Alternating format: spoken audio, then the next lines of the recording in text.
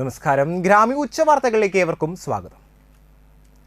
കാണാതായ യുവതിയെയും 1.5 വയസ്സായ മകളെയും കനോലിക്കനാലിൽ മരിച്ച നിലയിൽ കണ്ടെത്തി. അന്തിക്കാട് കല്ലിടവഴി സ്വദേശി ചോണാട്ടിൽ അഖിലിന്റെ ഭാര്യയും മണലൂർ ആനക്കാട് സ്വദേശിനിയുമായ കുന്നത്തുള്ളി വീട്ടിൽ കൃഷ്ണപ്രിയ 1.5 വയസ്സു മാത്രമുള്ള മകൾ പൂജിത എന്നിവരുടെ മൃതദേഹമാണ് ചൊവ്വാഴ്ച രാവിലെ പാലാഴി കനോലിക്കനാൽ തീരത്ത് കണ്ടെത്തിയത്. ചെളിയിൽ പുതഞ്ഞ നിലയിലാണ് ഇരുവരുടെയും മൃതദേഹങ്ങൾ. രാവിലെ വേലിയിറക്കമായതിനാൽ കനോലിക്കനാലിൽ വെള്ളം കുറവായിരുന്നു. ഈ ഭാഗത്താണ് 2 മൃതദേഹങ്ങളും കിടന്നിരുന്നത്. സമീപവാസികളാണ് മൃതദേഹം കണ്ടത്. ഇവർ അറിയിച്ചതിനെ തുടർന്ന് അന്തിക്കാട് പോലീസ് സ്ഥലത്തെത്തി പരിശോധിക്കുകയും മൃതദേഹം ബന്ധുക്കളെ കാണിച്ച് കാണാതായ യുവതിയുടെയും കുഞ്ഞിൻ്റേതുമാണെന്ന് ഉറപ്പുവരുത്തുകയും ചെയ്തു. മൃതദേഹങ്ങൾ പോസ്റ്റ്മോർട്ടത്തിനായി ആശുപത്രിയിലേക്ക് മാറ്റി. തിങ്കളാഴ്ച ഉച്ചയ്ക്ക് 2 മുതലാണ് യുവതിയെയും കുഞ്ഞിനെയും കാണാതായത്.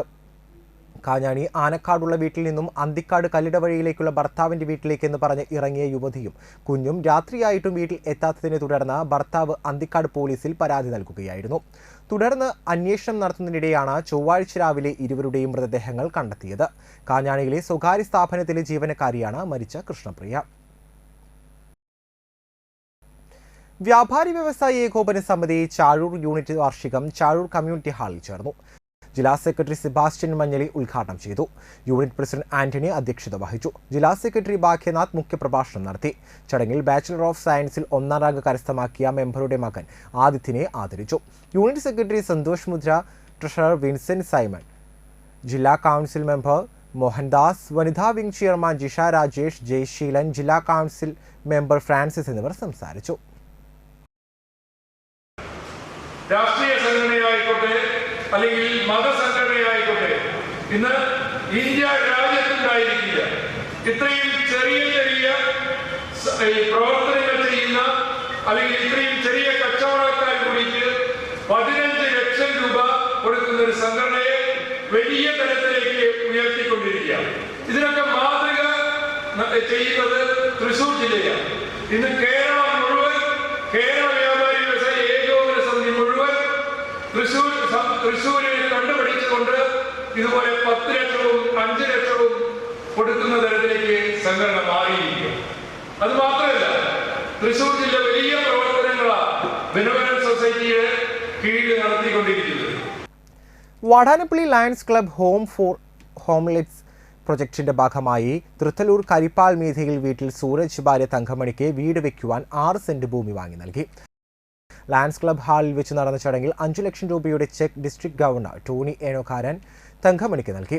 Club president K P Praveenjith ചടങ്ങിൽ അധ്യക്ഷനായി. First vice district governor elect Suresh Warrier, region chairperson RIM Zachariah, zone chairperson MC Madanakumar, ഭൂമി വാങ്ങാനുള്ള തുക സ്പോൺസർ ചെയ്ത മുൻ president PB Sunilkumar, secretary OM Biju, treasurer K Sinkumar എന്നിവർ സംസാരിച്ചു.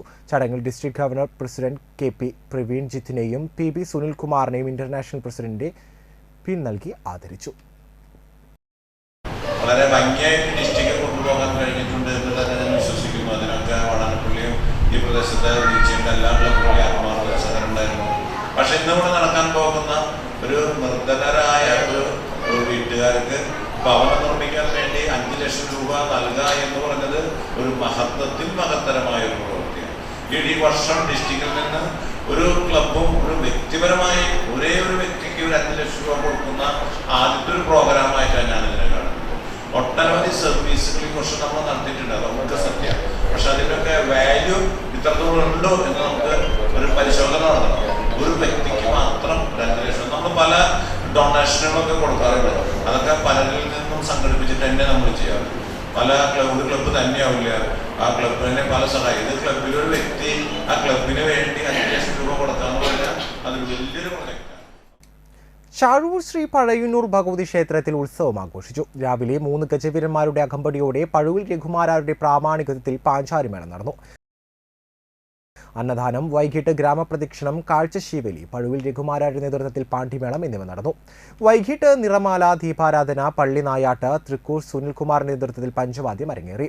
പഴുവൂർ ദേവസ്വം ഓഫീസർ PU നന്ദകുമാർ, ക്ഷേത്രോപദേശക സമിതി president Lohithashan, secretary M Haridas, treasurer TS Sudheer, joint secretary Madhusoodan എന്നിവർ നേതൃത്വം നൽകി.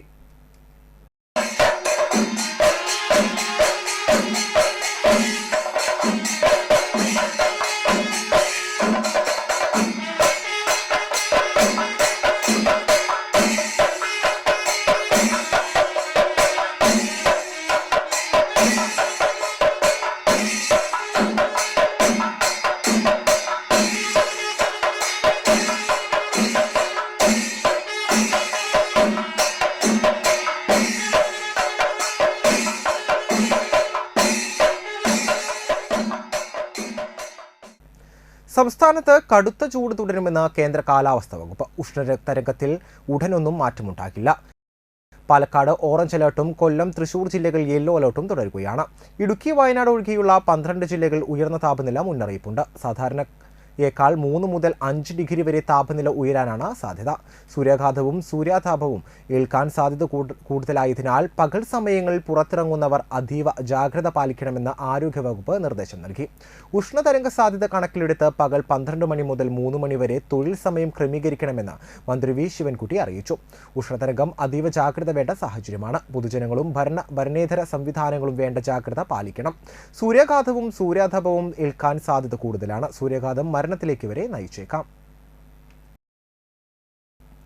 സംസ്ഥാനത്ത് പവർ കട്ട് വേണമെന്ന് KSEB സർക്കാരിനോട് വീണ്ടും ആവശ്യപ്പെട്ടു. സംസ്ഥാനത്തെ വൈദ്യുതി ഉപയോഗം സർവകാല റെക്കോർഡിലെത്തിയ സാഹചര്യത്തിലാണ് ആവശ്യം.